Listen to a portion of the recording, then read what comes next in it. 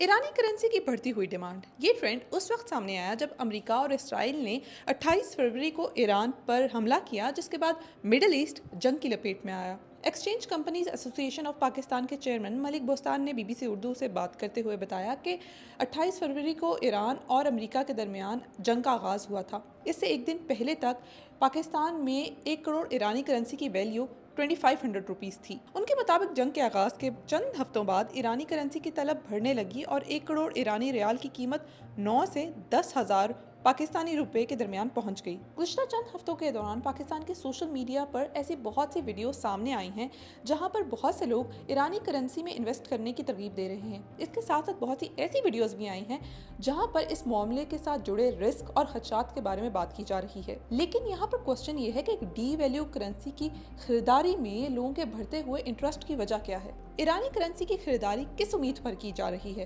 Currency market के नुमाइंदों के मुताबिक बाज़ाहिर आम पाकिस्तानियों की जानिब से ईरानी करेंसी की खरीदारी इस उम्मीद पर की जा रही है कि अगर ईरान अमेरिका के दरमियान डील होती है तो ईरान पर किसी न किसी हद तक आयद रिस्ट्रिक्शंस खत्म हो जाएंगी, जिसके रिजल्ट में इस करेंसी की वैल्यू में किसी हद तक इजाफा होगा। जफर पराचा ने इस सिलसिले में कहा कि वो बतौर करेंसी डीलर किसी को एडवाइस नहीं करते कि वो फलां करेंसी खरीदें या ना खरीदें। उन्होंने कहा कि लोग जब उनसे पूछते हैं तो वो उनको कहते हैं कि आप ज़मीनी हकाइक देखें, हालात और वाक़यात को देखते हुए फैसला करें। एक डी वैल्यू करेंसी में इन्वेस्टमेंट करना कितना खतरनाक है? मलिक मुस्तान के मुताबिक इस इन्वेस्टमेंट में बहुत से रिस्क शामिल हैं। उन्होंने कहा कि अगर मामलात अमन की तरफ जाते हैं तो ये नहीं कहा जा सकता कि ईरानी करेंसी की वैल्यू में कितना इजाफा होगा। उन्होंने कहा यह भी हो सकता है कि ईरान इस करेंसी को ख़त्म करके अपनी दूसरी करेंसी जारी कर दे, तो ऐसी सूरत में वो तमाम करेंसी ज़ाया हो जाएंगी जो पाकिस्तान में जमा की जा रही हैं। दूसरी तरफ जफर पराचा कहते हैं कि पाकिस्तान और ईरान के दरमियान ट्रेड ईरानी रियाल में भी होती है और पाकिस्तान से जो ज़ायरीन ईरान जाते हैं वो भी